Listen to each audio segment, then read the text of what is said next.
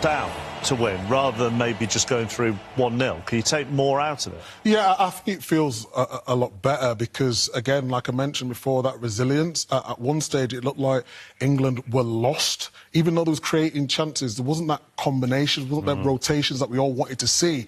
But throughout the game, they got better and better and better. And that's where you lean on the big superstars in the team, whether it be Jude Bellingham, whether it be Harry Kane.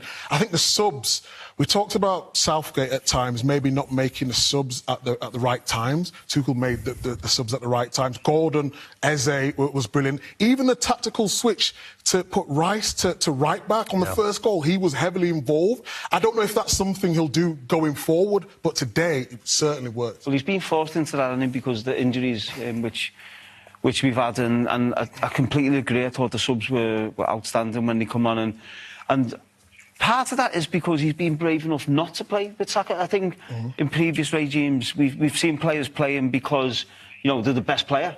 But he's been brave enough to leave Saka on the bench. He's changed Anthony Gordon and Marcus Rashford, so he's kept them hungry, he's kept them on their toes. And then you get the rewards of that. So you've got Saka to come on off the bench, you've got Eze to come on, you've got Gordon to come on with that hunger, knowing that if they do well, they might start the next game. So I think the manager deserves credit for that, but still, I wanted more. I think there was more from that England team. I think when we talk about, we use the word brave, and the first goal in exactly that. What I showed before the game is that underlap, whether it's from your fullback. Rice was in a fullback position when that happened. But it's so important because Tuchel there, he's saying we want more. Keep the intensity up and go, make runners. He always sort of directs his frustration to Spence. But in terms of this year, the Arsenal trio there, Rice in that right-back position. And what's interesting here, like I said before, making those runs in behind, it sort of frustrates the defender when they're not knowing where to stay or whether to go. And then you've got Gordon who comes on, puts in a really good delivery. And then who else but Harry Kane in that position, Wayne? This is purely anticipation and reading the game and his understanding of the game. You see him here in the middle of the box, tries to get across the defender. But as Anthony Gordon gets this out of his feet now, it's just that little movement. As soon as the defender takes his eye off Harry Kane, it's that little movement to get around the front for him. And it's a really good header. Yeah, the keeper can do better, but how many times have we seen Harry Kane do this? Being in the right position. We spoke about Haaland, exactly the same yesterday. This is why we score that many goals. Yeah. I tell you what, Bellingham had a few of those chances, didn't he, in a similar sort of area, and we're talking about Jude Bellingham being the England saviour, but Harry Kane just stays, he's relentless, he gets that movement, gets that free header. I agree with you, Waz, Mpasse can save that. He 100% will be so disappointed with the game that he's had. Difficult to criticise him after the game he had. Of course it is, but that's that's the life of the goalkeeper. Of course, we talked about Jordan as well at his near post and those slight little misjudgments he's made. He's thrown a hand at it and not got enough, and he'll be really disappointed with that. OK, let's just remind you then on how England's path to the final looks. That is some games. Sunday night, Monday morning. You'll watch it with us. You'll be able to watch it with us here live on BBC One. Mexico in the Azteca. Get through that. It is Brazil or Norway in the quarterfinals in Miami. Are you excited or are you crying? I'm I couldn't work out what you were doing. I'm excited, but I'm nervous. Right. And then it would be Argentina, a lot of people would think, in the semi-finals. Let's get Alan Shearer's thoughts still in Atlanta. Enjoy it tonight, but recognise there's stuff to work on. That seems to be the message out of the England camp. Yeah, absolutely. I think obviously the big picture is you got through to the next round and you're facing Mexico on Sunday evening, Monday morning. But it wasn't a good performance, and I've got the same concerns as I had in the previous 2 or 3 games about us defensively.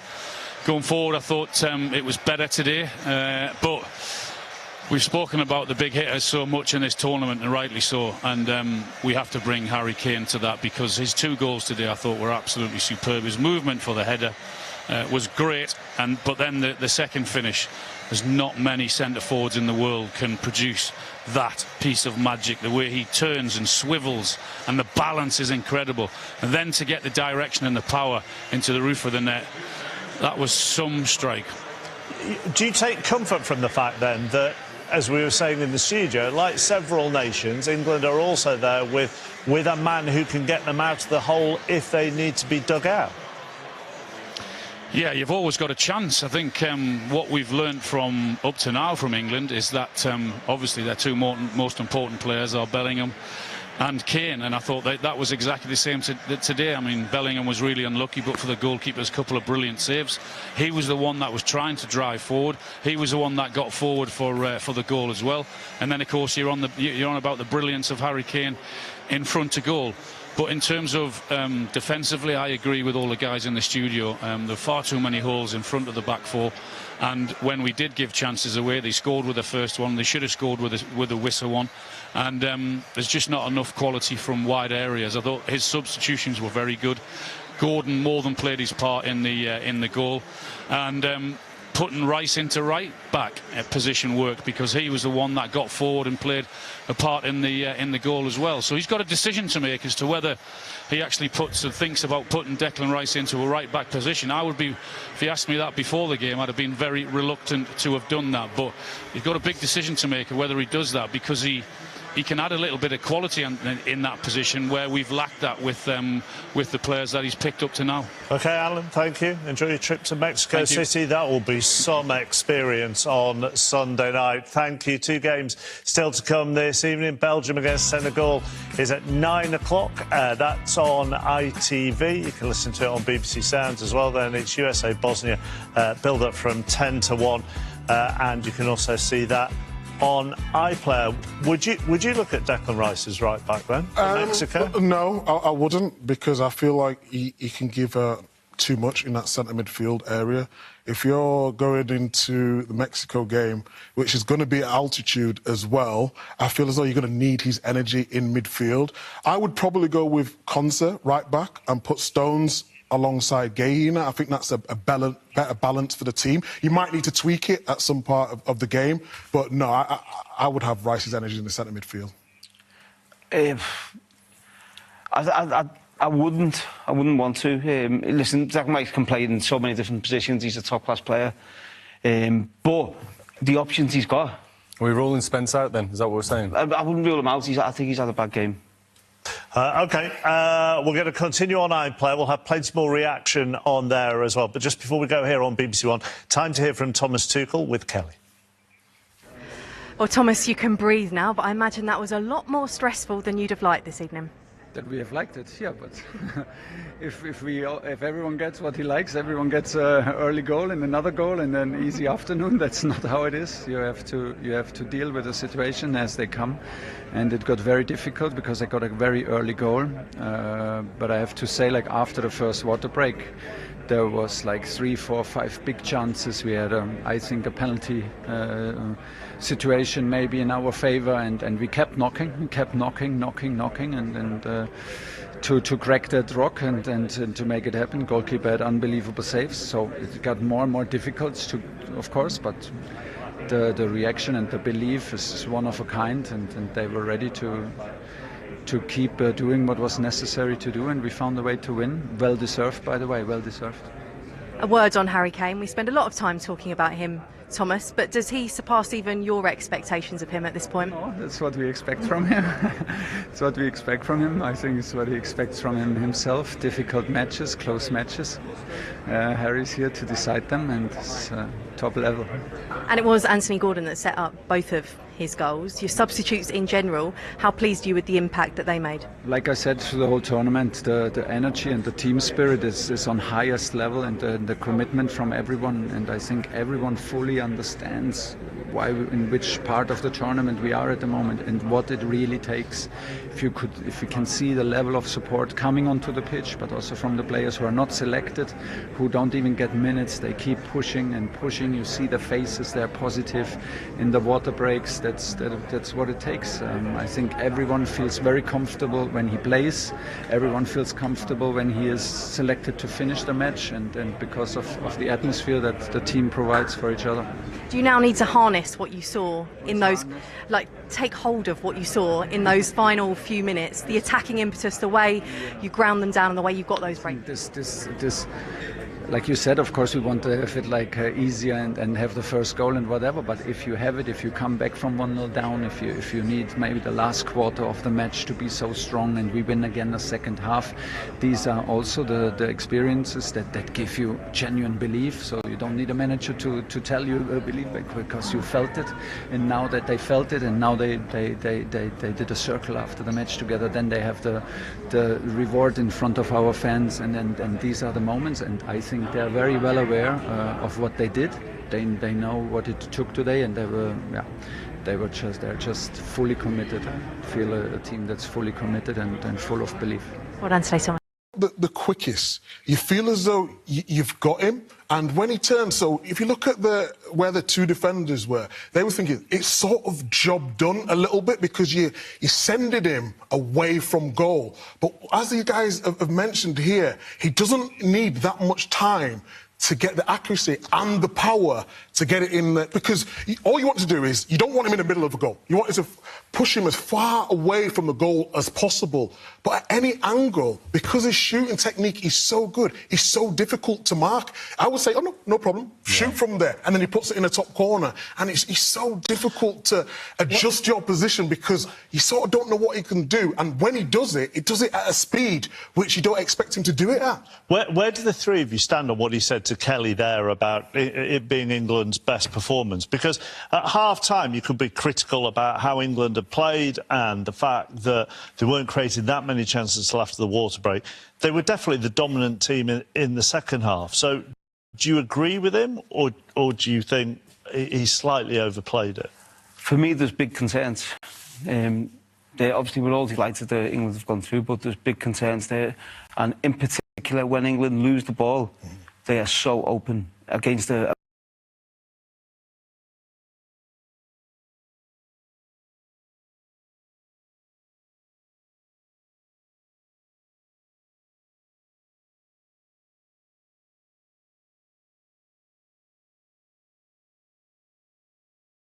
fullbacks are struggling. Nico O'Reilly done well tonight. Fullbacks are struggling. Madueke had struggled. There's just no connection. There's big gaps in the middle of the pitch, and that is a big worry for me. And I don't want to sound too negative, by the way. Well, that was pretty negative. No, I know, but I've got to be honest with what I've seen, and that's not just this game; it's in previous games. So I think that gives Thomas Tuchel what I said. There's answers.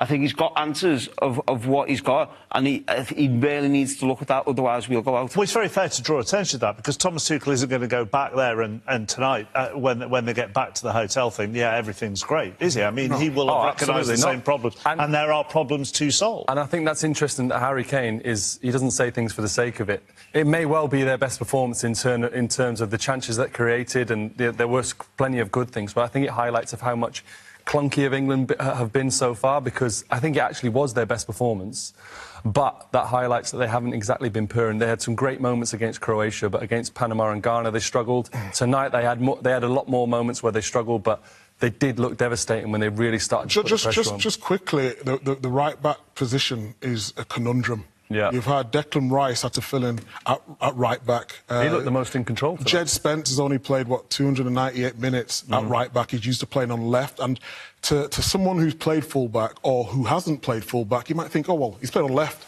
he can play on the right, it should be the same. But it's actually not, because your body positions are completely different. You're crossing from one side. I think he really struggled today, Spence. And I don't want to keep going back to who we haven't got, but when you've got the injury to Livramento, it is a problem. When Kwanzaa went out, if you wanted to play him, it is a problem. Reece James, and now you're thinking, could have Trent's quality give us something different in this game? Those are the question marks that he'll probably be asking himself now, because if you want to go with Rice at right back, then you've talked about the midfield. You lose Rice's pace and power in that midfield area. So I think there's certainly things that England need to look at if they want to go further in this competition. We've seen before, and we've seen it before where players have come out of retirement. I think the minute Livramento got injured, I think he should have been right on the phone to Kyle Walker, because Kyle's still more than good enough and more than capable of playing in this England team. So I would have been on the phone to him saying, listen, we need you here. Can you come out and help us? Because that could really cost us, and I'm worried on that. OK, we'll come back to that discussion in just a moment. Let's get more reaction from England. Elliot Anderson with Kelly. Wow, Elliot, quite the game. How do you reflect on that? Yeah, it was a good game. It was tough. We knew what they were going to come and do, and it was exactly that. Really hard to break down, and we just stuck by each other and went till the very end, and thankfully we got through. We've spoken a lot about the importance of Jude Bellingham and Harry Kane, but today I think we saw just how important your captain is to the team. Yeah, definitely. Big game players. You know, we look at these players and look to them to get us through the next round as well. But we build the foundations and try to get them the ball, and they'll do their stuff. So yeah, I thought that both of them were amazing today. You've spoken a lot about how difficult it is to break teams down, but how tough was it out there today, and how much better were England when the changes were made towards the end of the game? Yeah, definitely. I think we grew into the game, although I think first 20 minutes we were poor, and then from there I thought we were actually pretty good. Just struggled to score. The keeper was amazing, fair play to him, and yeah, the subs made a massive difference. It was good. Talk us through what the skipper said to you in the huddle at full time as well, because there were some special scenes out there. Yeah, 100%. Enjoy it. I think that was his main message. We're through to the round of 16. Go and enjoy it with the fans, and then we'll get our head down and work from it. Are you able to enjoy it? Yeah, definitely. I think we've just enjoyed it in the change room there. We'll have a good night to enjoy it, and then we'll get back on it. Thanks for your time. Well played. Thank you. Cheers. Let's hear from the England captain, England's goal scorer, England's saviour tonight, Harry Kane. Well, Harry, you've had some big moments in an England shirt, but you've just kept them in the World Cup. How on earth does that feel? Yeah, it feels amazing, to be honest. Yeah, what a crazy game, obviously. First and foremost, playing against a tough team, well-organised team. Going behind, but kind of after that first hydration break, I thought we upped the level, we looked good. I mean, their keeper made some unbelievable saves in that first half. And it was just about pounding the rock, keep pounding the rock, and our moments will come. We spoke about people having hero moments. It can be anyone in the team.